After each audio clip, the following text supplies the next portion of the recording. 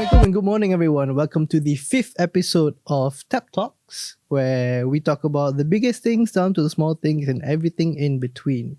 We are still riding the nuclear power hype at the point in time, and we're joined by a very, very interesting and special guest we have here today. Yes. So, of course, as always, my name is Mohan Abdullah, and joining me today is... I'm Afnan Nojdi. So it's been a while, I think, appearing on the podcast. You have disappeared for a long time. Not really disappeared. I mean, been working backstage all this time, yeah. But yeah, I'm happy to be here today. Good to be back. And we have our very special guest today, coming all the way from the US and also Seremban today, Mr. Ikhwan himself. Terima kasih. Thanks for having me. And I think you hyped me way too much. I think I'm not as interesting as you explained. Oh, please. with thousands of followers in your socials, we have been dying to actually have you on as well, actually. So please, everyone, give a round of applause, please. Okay, so Ikhwan, let's just dive in straight to it. But for the viewers to get to know you a bit, if you don't mind, can you please introduce yourself a bit and kindly stress a bit on your education background a bit, just for the viewers to get to know who you are per se. Is that okay? Please. Yep, sure. I started to really like nuclear when I was a kid. I was privileged enough to spend my time watching a lot of Discovery Channel, National Geographic. And dulu masa kecil-kecil, they always show us the power of nuclear and everything. Kan. But at the same time, Malaysian was really skeptical about nuclear. So it sparked a question on why. Kenapa kalau if let's say the nuclear that was shown on TV was really special, but then kenapa Malaysian macam tak suka nuclear? And a lot of people globally don't really like nuclear masa tu. And from there, I started to dig deeper on nuclear. And then I furthered my study at Penn State University, doing my degree in mechanical engineering and nuclear engineering, double degree. Then I work as a radiation safety officer in Malaysia for roughly 4 years, and then furthered my studies for my master's at University of Michigan in nuclear engineering. Yep. Okay, all right. So just to add to the conversation as well, Afnan, you have had experience in the States as well. And I'm pretty sure the viewers are exposed very little about that. So can you please, along with Ikhwan, please give us a small introduction about your education background as well? My education background? Yeah. Okay. Let's start with my high school. Yeah, definitely. Yeah, that's where it sparked actually.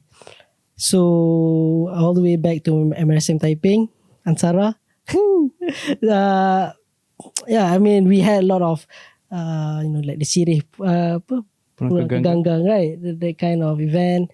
And I remember there was this one engineer. I mean, he was not a nuclear engineer, but he was talking about nuclear, and he was talking about how the energy punya industry itself, which kind of like sparked the interest and passion because how like nuclear itself is special. Like how the small amount of uranium can power a lot of things. Like the big amount of the megawatts. And then I applied for, but that was not the time yang I got interested in nuclear lah. I see. Okay.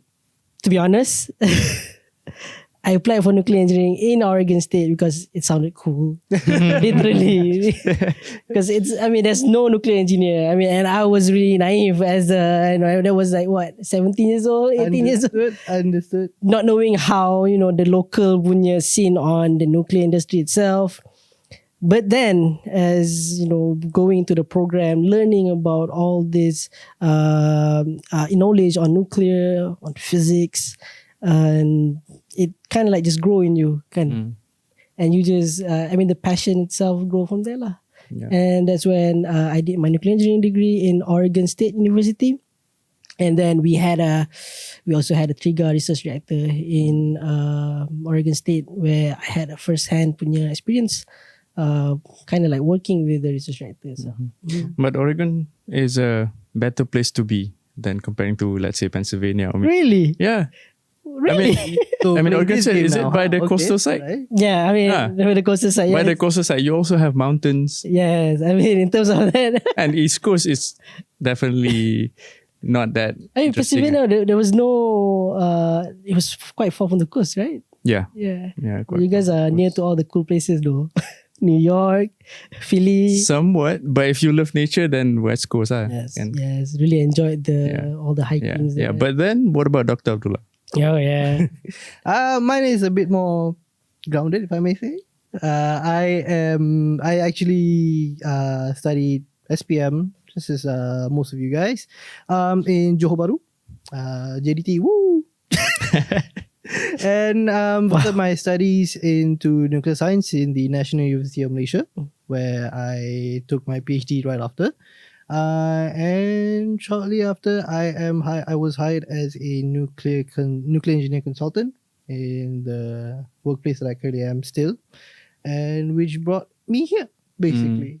So why? So actually, this leads to the second big question, and I'm pretty sure you guys are at this point tired of this question. Why per se nuclear in the first place for both of you? Because as initially you have mentioned it sounded cool, but then it evolved into this aspiration of being interested in the mechanics of it, into the energy, the physics of it. Yep. And you per se, you liked the lack of, if I may say, the lack of interest or the lack of people pursuing it in Malaysia per se. So when you guys jumped into nuclear studies per se, what was your driving force? Capitalizing on the curiosity, if I may say, for both of you, because you say it sounded cool, and of course you learned it throughout the journey, and you actually know that it is cool. I mean, yeah, it is cool, but It definitely at the is. same time, it's like, I have always been fascinated by engineering. Definitely. Same as Ikhwan, growing up, I watched Discovery Channel more than Cartoon Network. Exactly. All those mega structures when it Oh. shows where you see how these big, infrastructures being built by a lot of people, a lot of engineers. Kan. Yeah. It's really interesting, really interesting. Yeah. So I want to tap into this even deeper, if I may. So basically, this curiosity, when you guys took in, when you guys actually pursue the studies into nuclear studies, right? What was the driving force? Like, what do you guys expect to come out of it? Basically, like what future do you see in it? If I can go down that route, because one of the issues with the younger generation, because I even in my research, people usually ask me, okay, what do you do after moving forward? So us being relatively the same age, right? I won't expose what is our age to the audience. That's just that's PNC. But because we are relatively the same age, so again, what do you expect out of the nuclear studies that you guys jumped into initially? So maybe we start with Start one first. Oh, okay. Please. What did I expect? Honestly, I expected nothing more than becoming a nuclear engineer working a nuclear power plant. Awesome. So we have to remember I graduated in, let's say, 2019. During my bit of study, 2015 to 2019, 2018, the MNPC was dissolved. Yeah. So I was really frustrated because I knew I had some, let's say, I want to be inside MNPC. I want to be like one of the key player or contributor towards the Malaysia You all first. felt that. Yeah. Felt that. Yeah, because we were in the same year, right? Yes. 2019. 2019. Yeah, and then coming back to Malaysia at that time, somewhat frustrated. But then I realized, actually, nuclear industry is pretty large. So I went to the instrumentation side, handling all the radioactive sources and everything. It's okay. I didn't get to work on nuclear power at that time. And then I still had my expectation of working as a nuclear engineer in power industry. And then I furthered my study for masters in nuclear power. So, and then finally I am able to work as a nuclear engineer in power industry. So I'm finally able to meet my expectation, I guess. Awesome. Yeah. Awesome. Afnan, what about you? My expectation, Jumping into nuclear. similar to Ikhwan actually. I always wanted to be an engineer, always wanted to work in a nuclear power plant. always wanted to do, really a lot of analyzing work, innovation, being creative, all those requirements of an engineer lah. But I kind of like pivoted a bit when I joined IEA as an intern. So there, I think in my experience, it kind of like pivoted into like more of the social science of it instead of the engineering part of it. Which, at first it was kind of like a shock to me because, I've never thought of myself being that kind of person, that kind of just, have to go around, have to speak to a lot of people, have to be diplomatic. But I think it's a good experience. It's a good pivot. And, from there, you see a lot of this cultural exchange, a lot of this change of knowledge, which I believe if, they're coming from different kind of cultures, it kind of give you a different look, take on the knowledge itself, the thing itself, which is also, I think, one of the pros of me joining the IEA lah. Awesome. But then coming back here to Malaysia, still working in the same industry and nuclear, which I think I kind of like still meet my expectation to still be in the nuclear industry. How about you? I mean, you've been. I think you're one of the really passionate guys who wanted to be in the nuclear industry. I mean, the passion, the interest is there, definitely. To say I'm one of the most passionate, that's a bit overhyping, but I really like and I really find interest in the whole physics of it and the whole field of it. Believe it or not, the main thing that pulled me in was nuclear fusion, actually, not fission per se. Because, I mean, how it was marketed, if I may say, Professor Michio Kaku, right, who I saw on Discovery Channel as well. He's the same guy who made me got interested in nuclear. Awesome. So there we go. So he was the guy who I saw on the screen who was mentioning, he was just simplifying how nuclear fusion was, the mechanism behind nuclear fusion, and it just blew my mind. Just taking two very light atoms, smashing it together, and the byproduct is water. At the point in time, that was what he said, and it just blew my mind. All this time I thought solar was the way to go. Like, solar is going to be the end goal.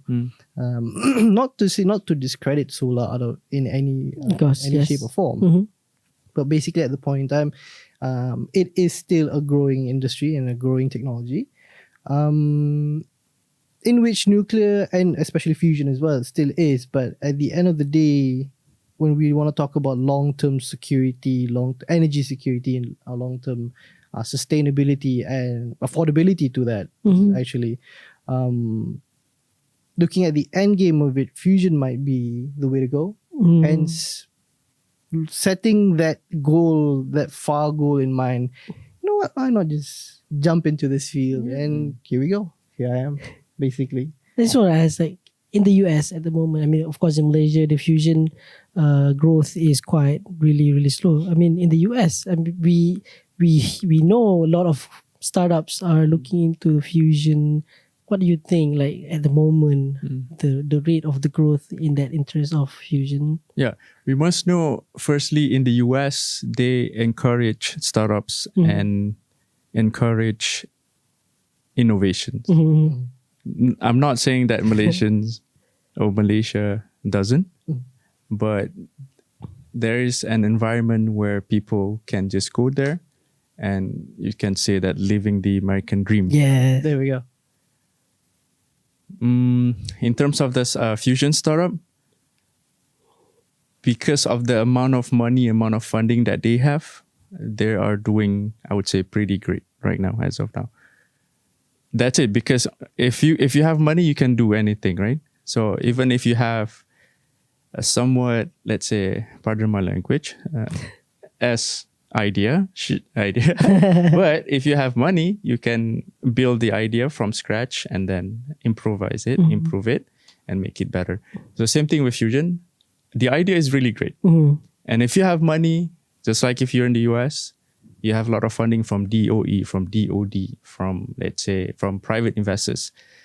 from one of the richest guys in the US, all the billionaires, then you settle. You can build from ground up, basically. So I think, the fusion companies in the US are really doing really great right now. I feel like at the moment it's only the US are kind of far ahead in the terms of the fusion race, but at the same time we have also China who are also doing that research on fusion. But I'm really curious to see when that will happen, how it will affect the geological, the global punya industry, nuclear industry, in terms of energy. Kan? It's really interesting because if you have fusion, you kind of like, you don't need anything else. It's the end goal. It's the end We goal. also have a lot to learn from China juga. Sebab China, diorang punya regulations, let's say, they relax the regulation a bit so that they can innovate. But then there's pros and cons. Macam if you relax, you can innovate more. But then if you relax it too much, then safety wise, masalah. But then it's a balance, intricate balance between regulations and innovation. So, but then in the US, regulations is still very strict, but they have all the monies. Of course, it's at the expense of progression as well sometimes to a certain extent, right? Because it's, as you say, it's always a juggling act between regulating, but at the same time exploring new frontiers, right? Which actually brings me to my second question. And actually, this is just the second question. Mukadimah dia panjang sikit, So the second question is basically to build off what Afnan asked you just now, which is the openness, the startup, the idea of a startup, basically, right? So startups are usually ideas or innovations that begin small, and most of the time it comes from the classroom as well. Like random students, just with a random spark of brilliance that they want to pursue, right? Which translates to a startup. So basically, I want to ask about the classroom culture per se.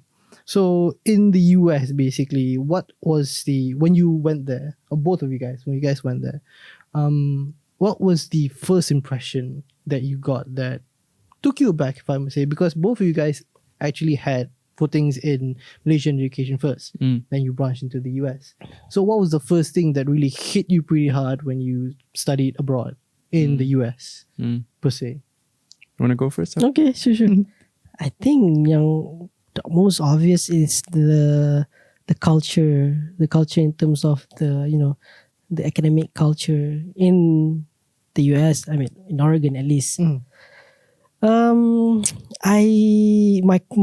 classmates, they are all really, I would not say all, but most of them are really kind of like, they are there because they want to be there.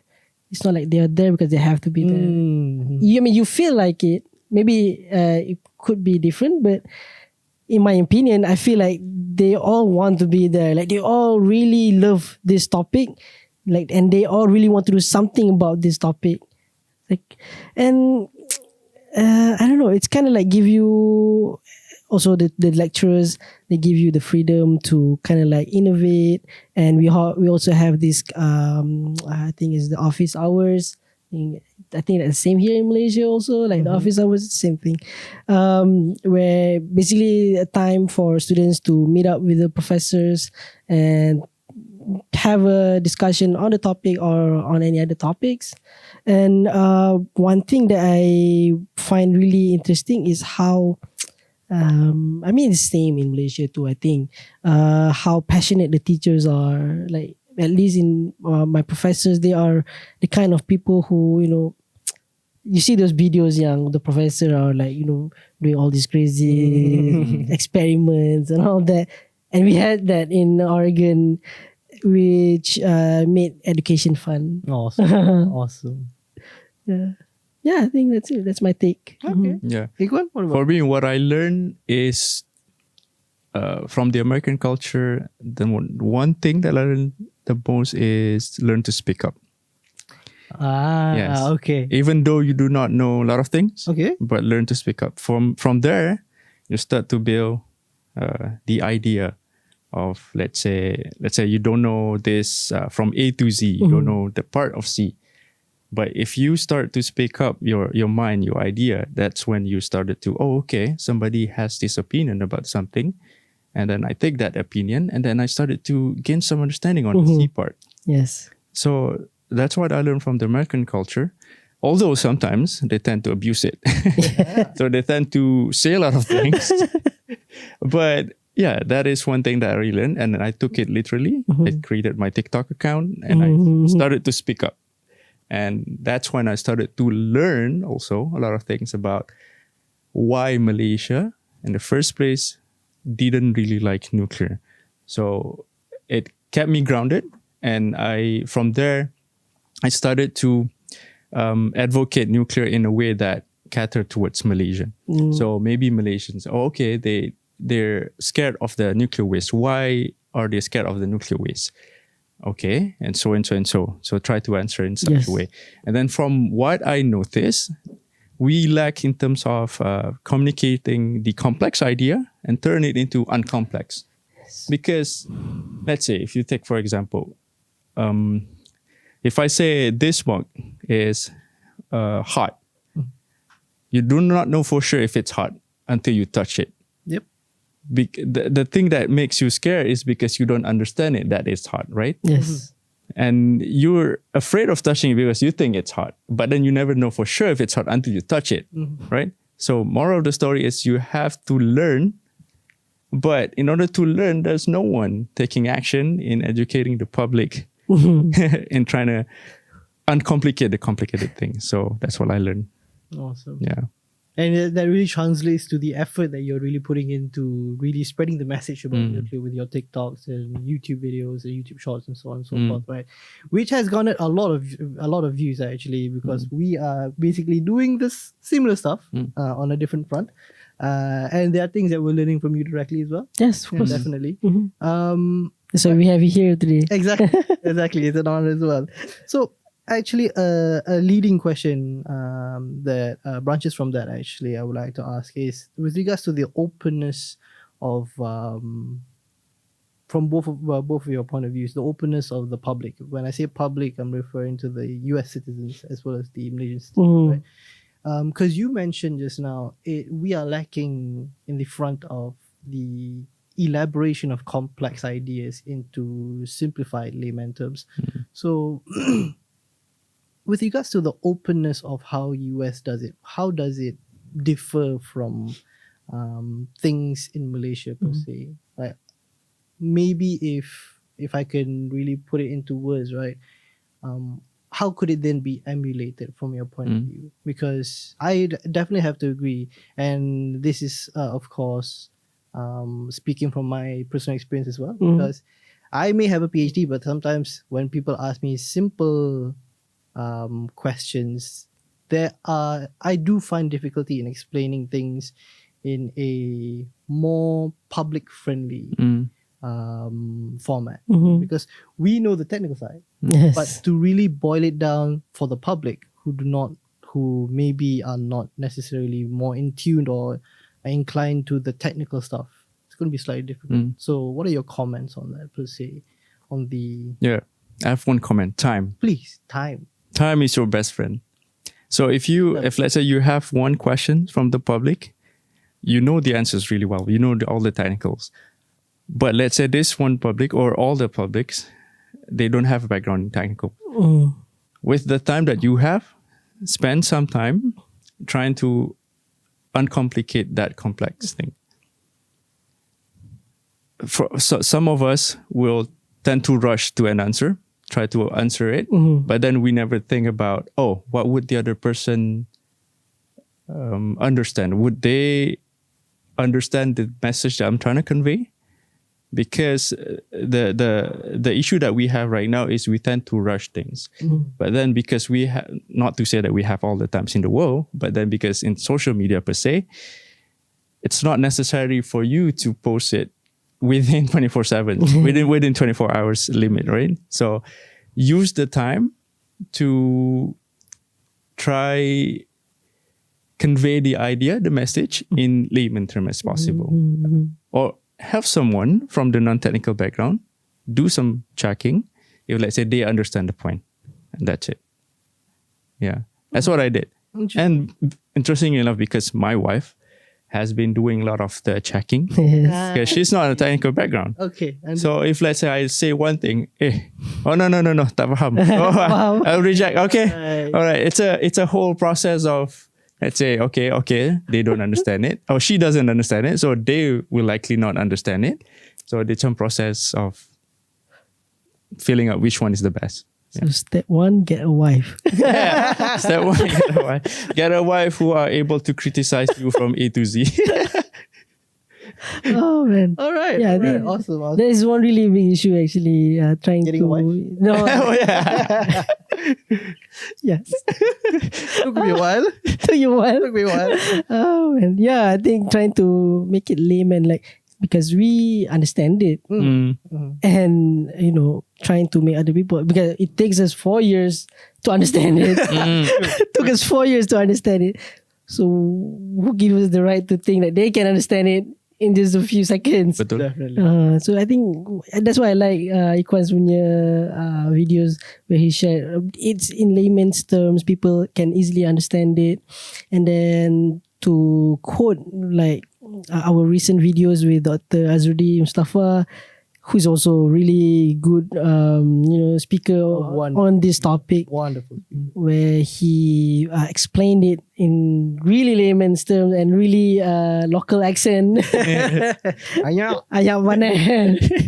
Yeah, that's how I think that's one step, and that we, the person who have the technical knowledge to share, is trying to, as mentioned by Ikhwan, take the time to kind of like simplify it, not to a point where you lose the idea of it, but somehow manage to keep the technical background or technical understanding at the same time, making it easy to understand. It's not a simple task actually, but if you try. One thing I noticed, this also teaches me a lot of things in terms of communicating idea. If let's say, because I have a niece, 5 years old niece, who always asks why. So if I cannot answer it properly in a way that she can understand, she would always keep asking why, because she doesn't get the root answer.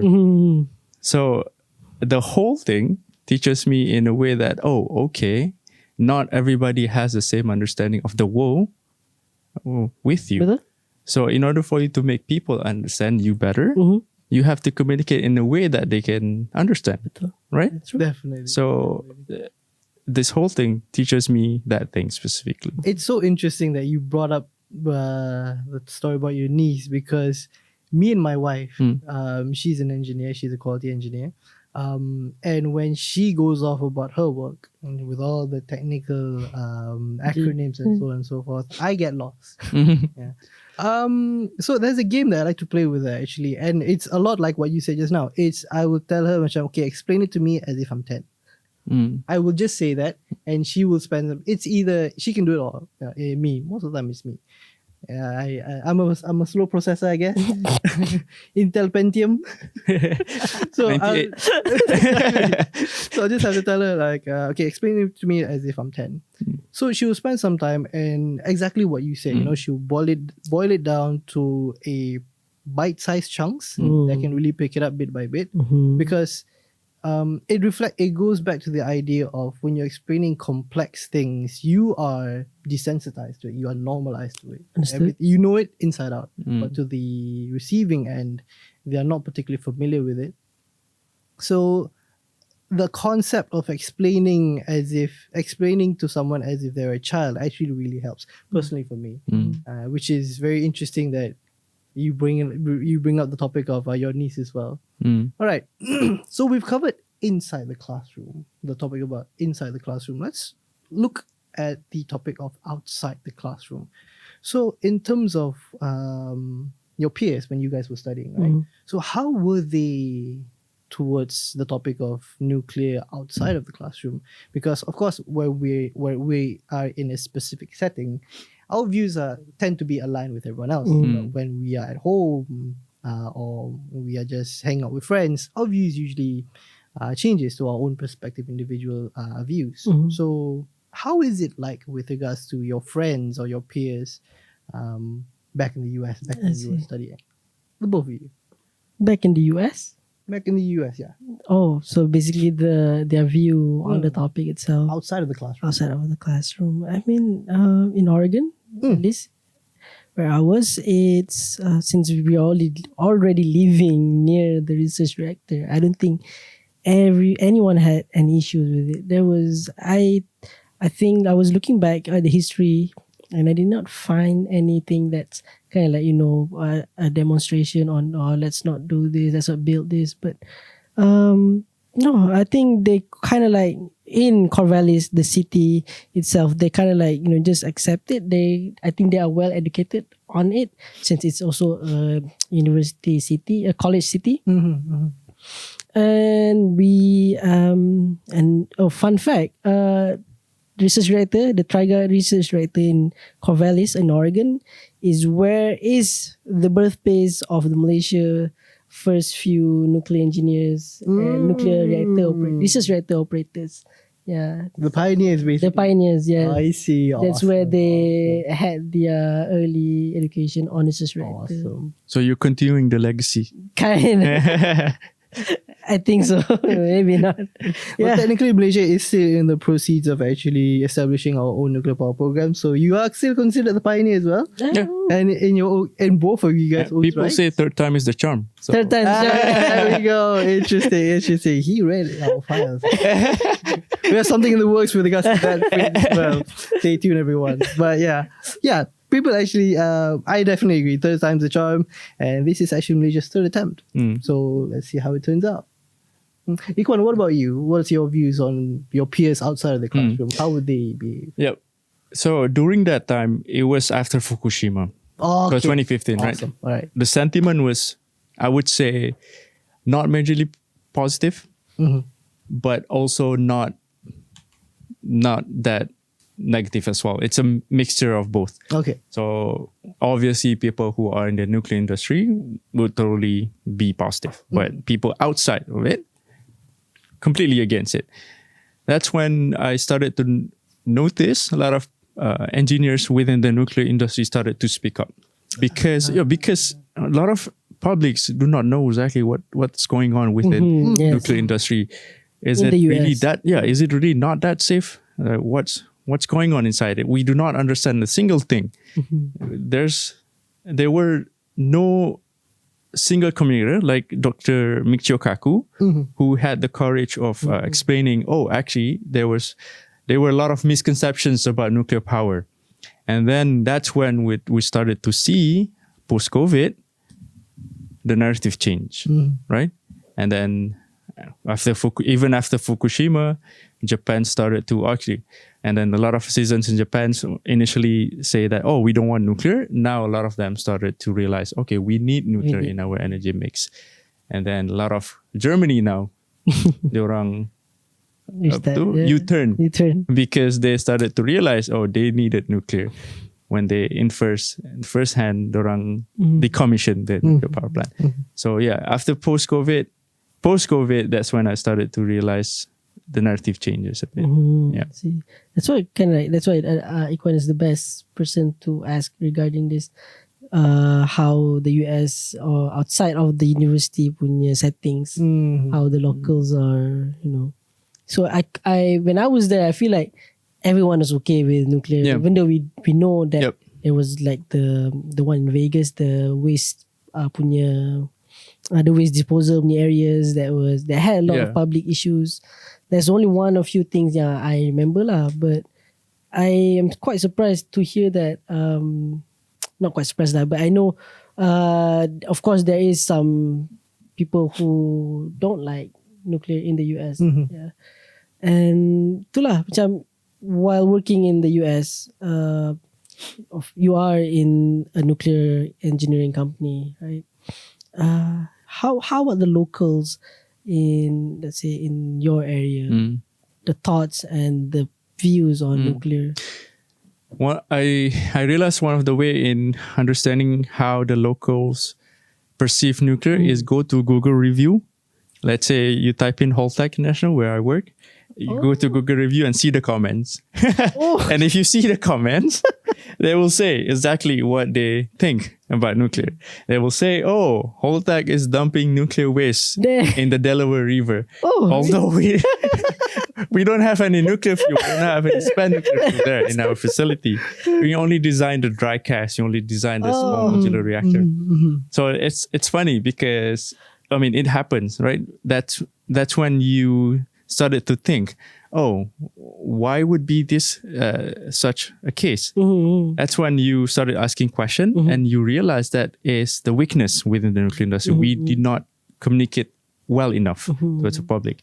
So I think especially people in the nuclear industry should take this as initiative for us to communicate the ideas better.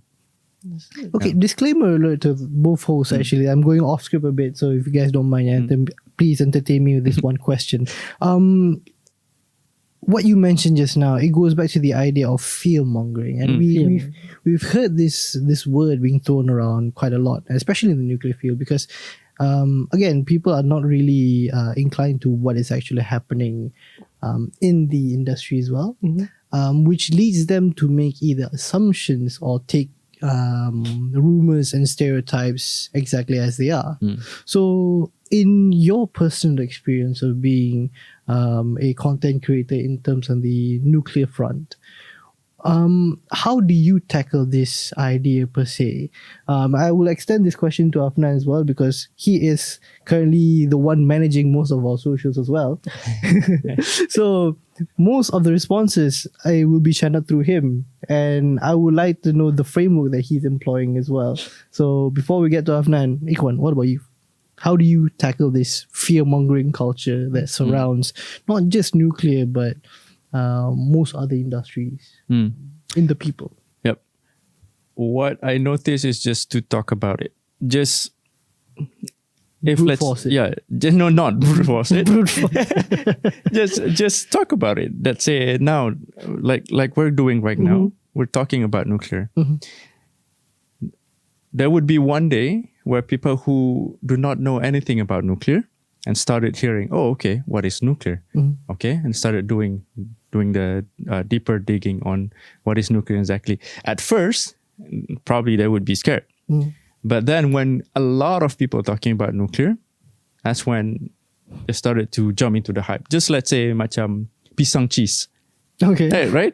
So pisang cheese, for example, it was hype back then. It's about because a lot of people talk about it. Yeah. But then it kind of died it down. Yes. Because not many people talk about it. Yeah. So that's a simple analogy. If let's say a lot of people talk about this thing and trying to educate and correct all the misconceptions, then I think all the fear mongering will start to go down. Yes. Yeah. I agree.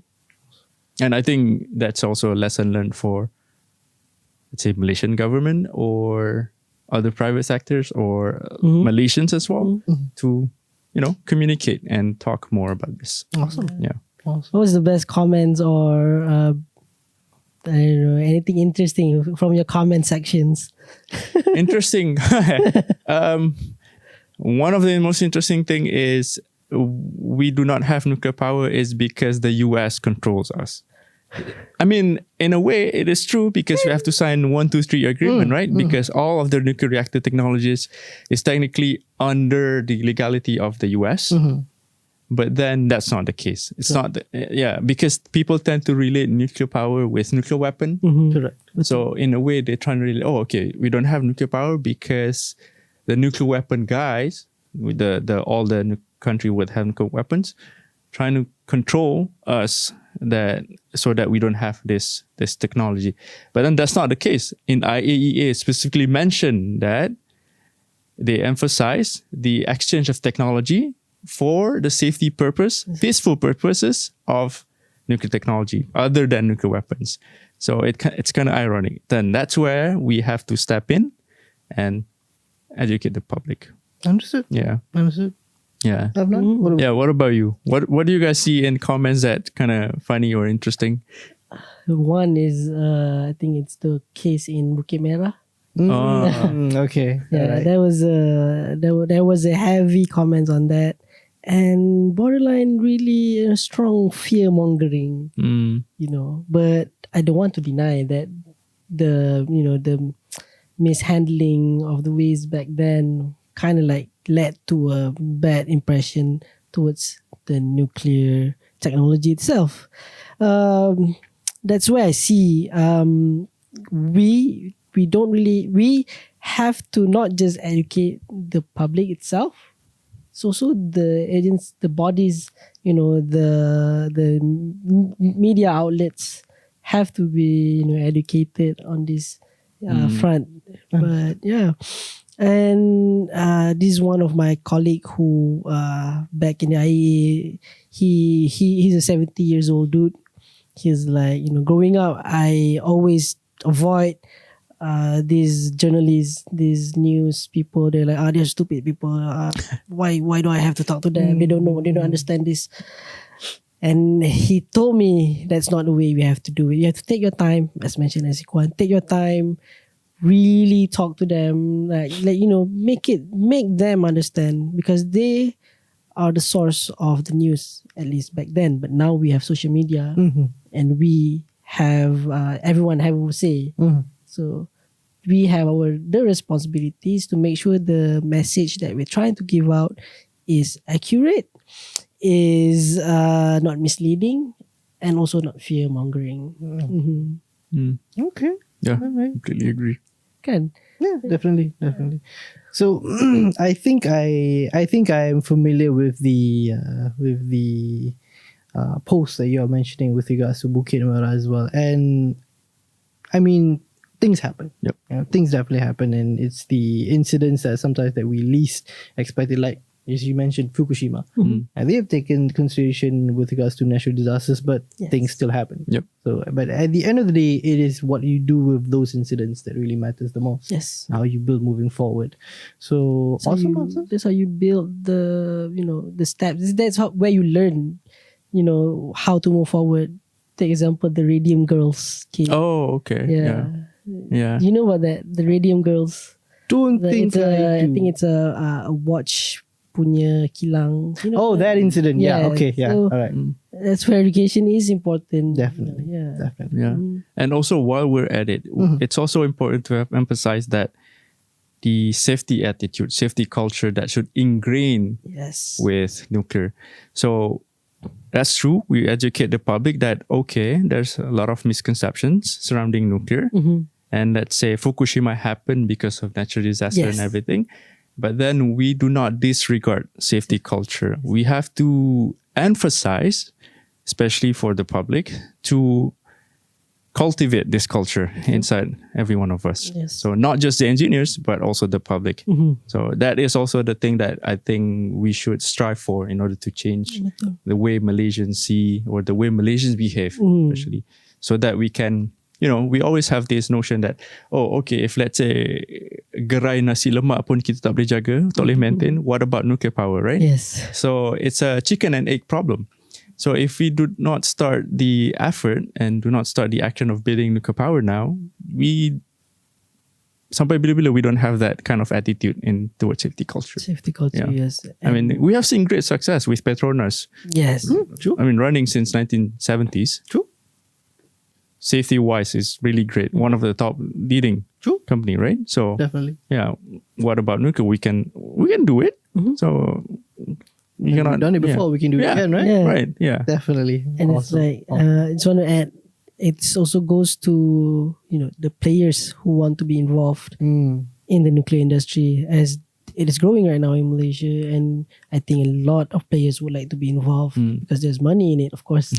So have to emphasize that safety culture is really important. Nuclear safety culture is really important. And at the same time, there's such thing as the nuclear grade. Nuclear grade. It's something that they have to really ingrain in their values and how they approach this industry, is having the safety and the nuclear grade punya ni lah. Which I think if they want to be a player, if they want to be involved, but keeping the old styles, I don't think that's safe even for us. Is this attacking any entity? No. It's a general. It's a general statement. I mean, to be honest, to achieve that as that so-called nuclear grade, there are certifications and requirements and licensing that needs to be taken up. So it's not only directed to, if that is, I don't think we are targeting anyone. No. Definitely. These people will need to undertake these certifications and licensing as well. So it's definitely more rigorous than normal engineering licensing and accreditation or certification, so on and so forth. Which actually brings me to the next question. Nice stitch up there. Nice setup. Thank you. So, which is actually the industries actually. So we've covered the classroom setting. So how does it translate into the industry setting? So how, basically the question here is, with regards to, we've seen how the classroom is reacting, how they're behaving outside the classroom, but how are these industries linked to the academics? Because as you can see in Malaysia, there's a big disconnect between the industries and the academicians, let alone in the nuclear industry. So in the US per se, how do the industries really synergize with the academicians? Are they more open or prone to like collaborations, internships, research projects? How is the scenario there? Yeah, in the US, I think Afnan will probably agree with this. They encourage companies to come to universities and high schools in order for them to, let's say, do a day long of activity showcasing what they do at work. Let's say, for example, in the US, they will have one specific company to come and give talk about their technologies, what they do at work and everything, so that the students will be exposed to what would be their life after graduating. So, yeah, in the US, they do that a lot. I think maybe they have an incentive, but I'm not sure what exactly. But it's part of their maybe CSR program. So yeah, I think in Malaysia, we should also learn from that and try to go in schools and for companies, go in schools and also universities and encourage them and talk about what would be your life after graduating. I agree. Yeah. We had a lot of, I think it's just a career punya fair in the university. Yeah. Career fairs in the university. In the university. One of the career fair one also is like Capstone Project. Capstone Project. Capstone Project is sponsored by company, right? Yes. Yeah. And the company. Context, please. Oh, a bit of context. Okay. Who are not So familiar yeah, with go ahead. So Capstone is like what the final year project in a way. I see. Okay. So we had like for me, we had sponsors from outside of the university, paying for our studies, and we had big companies also invested in our capstone. There were colleagues or students that got some funding from Microsoft, since it's the West Coast, that's Microsoft, and you have Nike, so it's all the good stuff over there. Yeah, and during the capstone presentation itself, you see a lot of companies who came and look at your projects, provide their input, provide their opinion. There was I don't remember, I think it was New Scale or something. So because my project was on passive safety system, I see. and there were And Dr. Reyes was from Oregon. Oregon, yes. Oh, he was a professor. He was a professor there, yeah. So he was there, of course, and a lot of New Scale people was there also, looking into at least in the nuclear parts lah. Yeah. Talking more about capstone, let's say, for example, I did capstone with Boeing. So Boeing sponsored a project where we had to do the UGV, unmanned ground vehicle for search and rescue team. Every single week, Boeing team had a conference call with the student, 4 of us, and they would give us 2 mentors in order for them to guide what to do, what you need and everything. So it gave you an exposure on how the life would be like after graduating. So I think, I'm not sure, maybe because I don't have any experience within Malaysia education. Can you say more about it? Do you have such system? Okay, sure. So from my point of view, there is a clear disconnect between the industry and the academic side, where most researchers, and I'm talking about final year projects in research universities such as the National University of Malaysia, these studies are more tailored towards minor innovations with regards to studies that has already been established. But from what I can see, most of it, it's not really, there's not much practical, I won't say not much practical application, but it's not necessarily solving real world problems, if I may say. I understand. So basically they are innovating with regards to, okay, how this one material may affect this reaction. But then again, the material that they are exploring does not necessarily translate into something that is actually doable in the industry. Yes, maybe it fits a research grant, a small part of the research grant, but as you mentioned, and both of you guys are living proof of what even undergraduates can do with their research, even at that level, for the industries themselves. So I will have to say that there is a clear disconnect in that regard for the Malaysian side. So, but however, there are some initiatives such as from the engineering side, where there is a week, if I'm not mistaken, where there will be, it's like a fair, I won't say a fair, like a display of research where all the students will have to print out posters, and the industry players will actually come and have a look. But that's as much or as close as we get to it, as far as I know. I do definitely believe that the industry should be more involved, and the universities should be more welcoming towards inviting them to be involved in the to get the students involved in the industry per se. Which brings to the next aspect. Now we're going back to nuclear again per se. Right. So and in nuclear. this is a very very big topic, and the most, if I may say, the most problematic, if I may say, which is the $1 million question of public perception, right? Public perception in the US. So the US is basically, of course, in tandem with most other power generation modes. It is also powered by nuclear power as well, right? There's quite a few nuclear power reactors in the US. I think few is the understatement. Definitely. So, but how does this, what is currently the general public's perception towards nuclear at this point in time, at this conjuncture? Because as you mentioned, Fukushima happened, which for Germany was a complete turnaround. They literally just away from nuclear power, and only now they're turning tail again, right? So to refire all their nuclear power plants. What's the US position currently with regards to this aspect?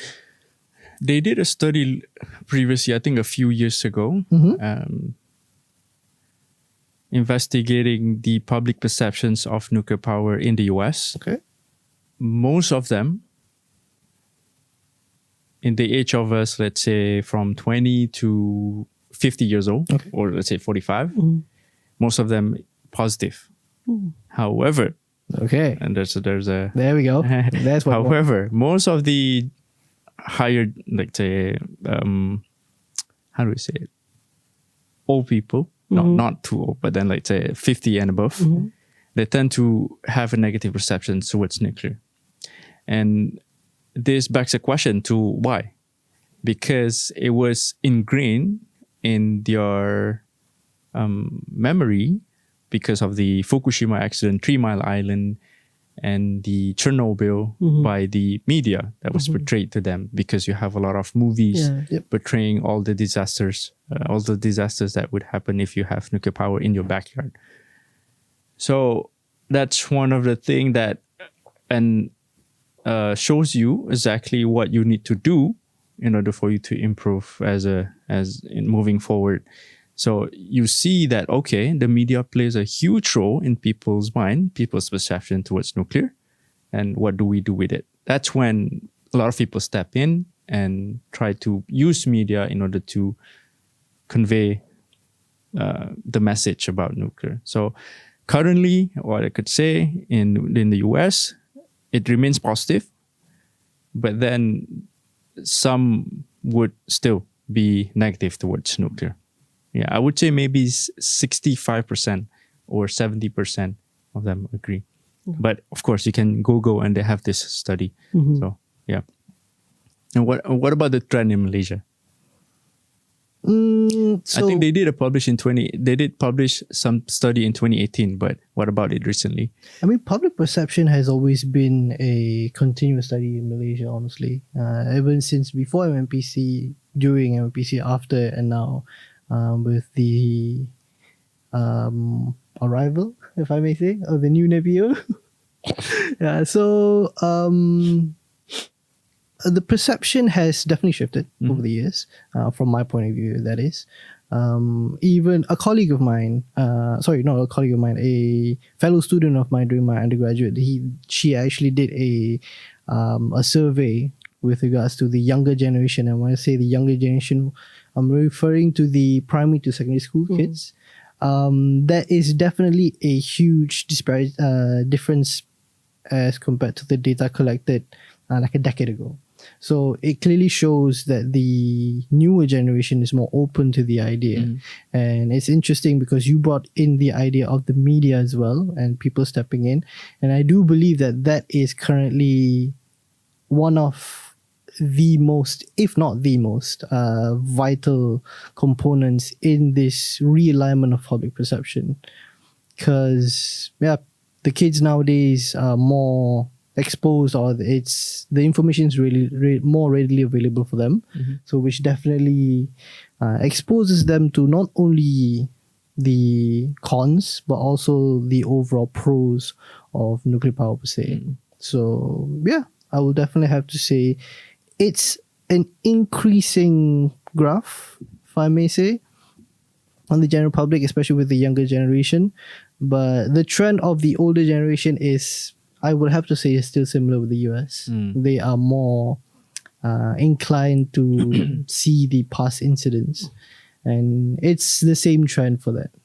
But on the flip side, the younger generation is embracing it slowly. Yep. So what can we do in order to educate the older generation?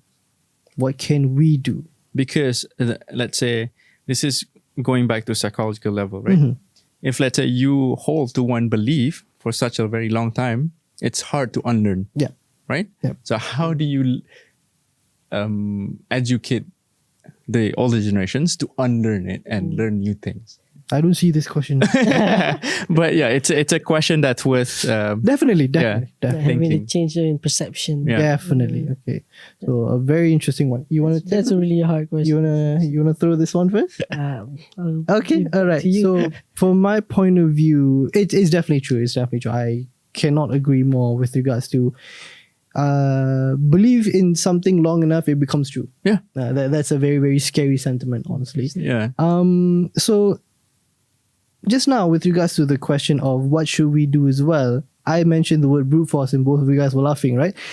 But when I mentioned brute force, right, it's actually with reference to brute forcing the platform to start the conversation. Because nowadays what I see is people are too hesitant of being not just wrong, but being cast aside due to different views.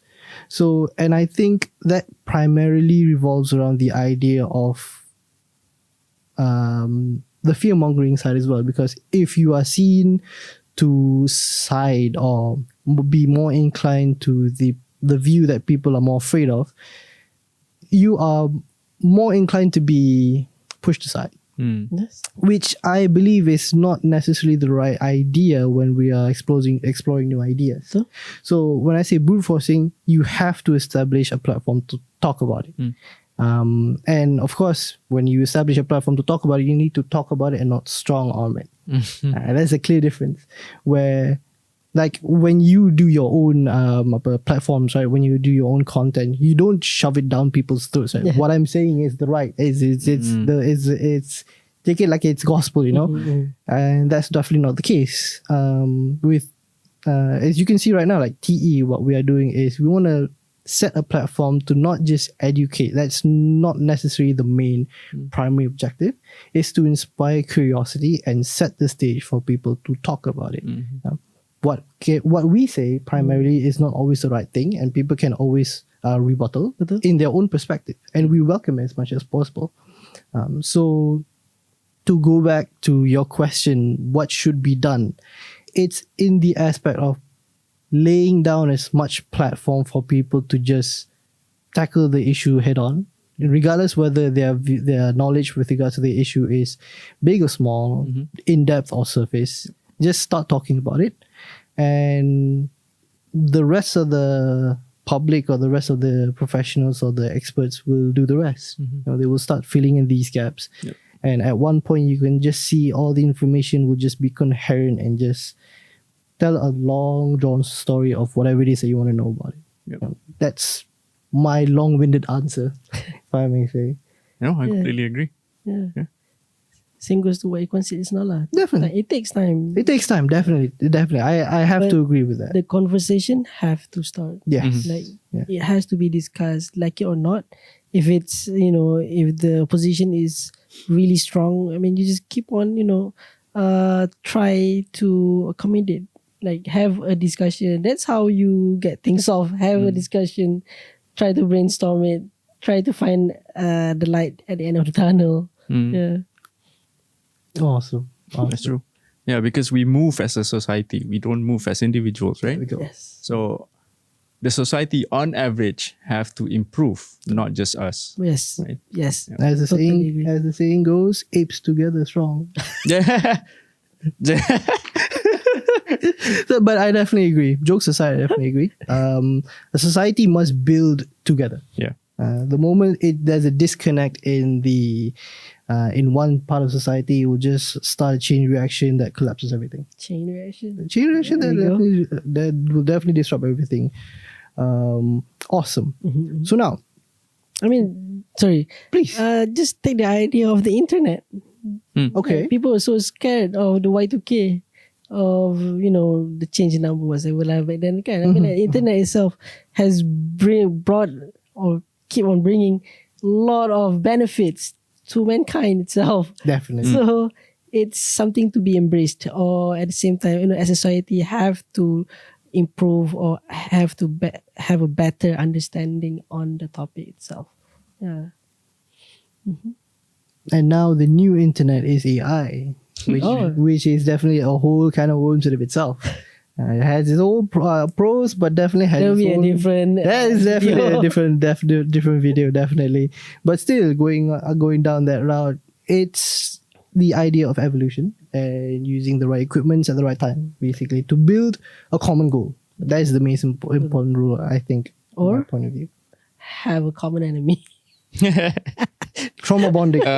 Trauma bonding. we know that one country who have common enemy, right? The country that you went to study to. Yay! Okay. You want to know more about that? Contact him. Okay, They so now like English, and they understand it. Yeah. cut it. All right, so okay. Jokes aside, now we have established how things are in the US at this point. Now, from the classroom culture, outside of classroom culture, and how the industry is taking it, and how the industry is embracing what the researchers are putting forward. Right, there's a clear communication and collaboration there. All right. So now that we have the image of how the US is currently handling nuclear technology, nuclear power, right? From both of your personal opinions, right, and personal point of views, how is Malaysia? Where is Malaysia currently with regards to the US in comparison? Specifically with regards to maybe the culture, the openness of it, and maybe how should it be better? Let's start with how is it culturally different per se in Malaysia from your point of view. You've been back for 4 weeks. I think you can observe a bit at this point. So just right off the bat, at the top of your head, what's the main difference from your point of view? So you want to go first? I mean, we don't really have to follow one framework Definitely. of of innovation or moving forward. We don't have to follow any of these other frameworks. I mean, we can move forward as a country, as a nation, in our own ways. We can write our own story. Exactly. Yeah, We don't have definitely. to be the next America. We don't have to be the next China. Exactly. We Most don't have to definitely. be the next Russia. We just have to be the one Malaysia. Yeah. That's true. I completely agree. Can like we can be a really modern, like, you know, easy example, Wakanda. Even though it's a Marvel punya, it's fiction.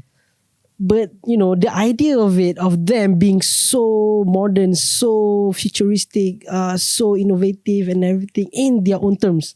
They didn't have to follow the white man or the ni kan. So that's the idea that I really like lah, in terms of moving forward as a society, as a country. Awesome. Yeah. Awesome. Like the cultural, of course. Then again, as we said just now, you know, apes together from kan. You have to do it together lah. To, you know, buang yang keruh ambil yang jernih. Yeah, Awesome. easily. I see. Okay. All right. I have a very important question that I need to follow up with that specific view, but we'll get to that later. Ikhwan, Yeah, what about you? but just want to add to that. I completely agree with Afnan's statement that we try not to follow exactly as what the other countries from your framework. And so because we have this unique identity that we are Malaysia, and we must learn from it, and we must improve from it. Not, okay, we take other countries as an example, but we don't have to follow them exactly as is, right? If, let's say, the US has a very great openness, 100% openness, if you put it on a scale, but Malaysia, let's say 50%, and what can we do with it? Okay, with that 50%, maybe we can improve in something else.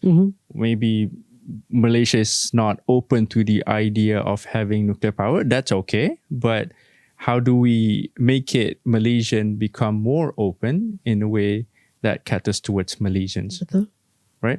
So, because it's on the societal level, it's hard unless you're changing. I mean, for example, you're changing one individual is hard enough. Yep. Yeah. You're changing a whole kampung, you're changing a whole country. That's so hard. So you cannot change the society itself. What you can do is maybe try to communicate in a way that the society understands, right? So yeah, I think, but then I can see a very a shift in public perceptions in Malaysia towards nuclear. So I think we're doing actually in good way. So it's just that we need to make it quicker. Okay. All right. Awesome. Now, both of you guys have fallen into my trap. So the next question that I want to ask is actually great. And I definitely agree with both of you guys. We have established, we are our own country. We are our own people, right? So our stories is ours to write. So now it begs the question where we are right now and the uniqueness of Malaysia with regards to what we have and where we are right now and our expertise. Now, how should we then progress forward? Okay, so it's a broad question, definitely, and it's a head scratcher. But I'll try and narrow it down by saying, what aspect do you think Malaysia should focus on with regards to nuclear power per se? Because that's the topic of the conversation right now. As to nuclear power, right? Which aspect should Malaysia really nail down first? That will be integral in the country's progression forward. Do you think it's A, in terms of the politics side? Do you think it's B, in terms of the regulation side? Or do you think it's C, with regards to the public perception side? Which one do you think is more important than the other at this conjuncture where Malaysia is right now? Yep. Both of you guys, open. It can even be D or E, so please, because it's not limited to these. It's D. It's D, please. Yeah. What is D? I don't know. You tell me. D is a combination of everything. So for me, three main aspects. Okay. One is financial. All right. Because if, let's say, you take Baraka, for example, it's 20 billion for 4 reactors. So that's exactly $5 billion. Where do we get the money? So we have to find a way in order for us to get the money. I mean, luckily now the SMR is on the way, so it's not as expensive. So financial wise, we have to think about it. Secondly, regulation wise. So regulation wise, we must be matured. So in the current moment, we don't have regulation in order for us to adopt nuclear power in Malaysia. what we can do regulations wise, we can maybe send Afnan, for example, to other countries to learn the regulations, let's say to the US, send somebody else to, let's say, China, to learn about the regulations, send to Japan, send to other countries. And then we come down and make up our own regulations surrounding nuclear power. Third, public perceptions. Public perceptions drives towards politics, because politics, it's all about popularism, right? So if the public perceptions, let's say majorly, more than 50%, more than 60%, the higher the number, the better, agree with nuclear power, then we're good. So if all these three, we're able to figure out, then I think we're set for nuclear power in Malaysia. What do you I think? agree. I totally agree with his points. Yeah, all of them actually. That's really true. Public perception, I think, because the public itself is the society itself. If it's, that's the number one that you have to tackle. Even if you have everything set in stone, but the public don't want it, that kind of hard for us to move forward in terms of the nuclear punya power lah. I think that's my opinion lah. True. And you guys are doing great thing. So you guys doing the right thing because you're educating the public, right? Not just so that you're driving the politics. Also, we have the common goal basically. Okay. And we are all we. I don't know what's your common goal. Of course, the same. Public perception. So, awesome. So basically, it's semua di atas lah. It's Semua di actually atas, A B C D E, Yeah. including finances as well. Awesome. So of course, all of this is with regards to the eventual Malaysia's, because at this point it's not a matter of will Malaysia accept it or not. It's a matter of honestly when, Yeah. right? Because if we look at it, Malaysia is looking into cleaner energy generation. Foreign investors are coming in, which will definitely require a huge amount of power. Betul. Like the data centers and so on and so forth, right? So it's no longer a matter of will we go nuclear or not, but it's a matter of when, per se. Because at this point in time, the other generation modes are just not there yet in terms of their generation capacity, their security, their affordability, and so on and so forth. So awesome. All right. So with regards to that, Ikhwan, thank you very much for joining us in our fifth episode. Before we end off, can you just kindly look at that camera and say, please plug in if there's anything that you would like to wish the public or you want to Promote your your IGs, your socials, whatever it is, any message to the public, please. That camera. You're putting me in spotlight. You are already in the spotlight. What are you talking about? We have 3 cameras pointed towards you. So please. My message to Malaysians, I don't want to promote my Instagram or anything. My message to Malaysians is to be curious, to if let's say you want to do something, start the action today and start to learn and just be curious. From be curious, you can, although it's hard for you to reach your goal, but then eventually you reach your goal. So just be curious. It essentially boils down to our discussion just now. The reason why I started my TikTok and my IG to advocate nuclear power is because I want Malaysians to be as curious as possible. Because what I learned is from my curiosity, I was able to be a nuclear engineer, to become a nuclear engineer and work and achieve my dream. So just be curious. Awesome. That's really good. Yeah, I like that. Awesome. All right. So as you guys heard it here first. I won't say first. You've been in IG for a long time, so you heard it directly from him, the man himself. Stay curious. And from us, TE, wishing you guys a happy Friday and catch us in the next episode. Of course, do subscribe to Ikhwan Khaleb. He has a bunch of content with regards to nuclear. If you guys are interested, definitely check him out. And we'll see you guys in the next episode. Assalamualaikum and have a good day.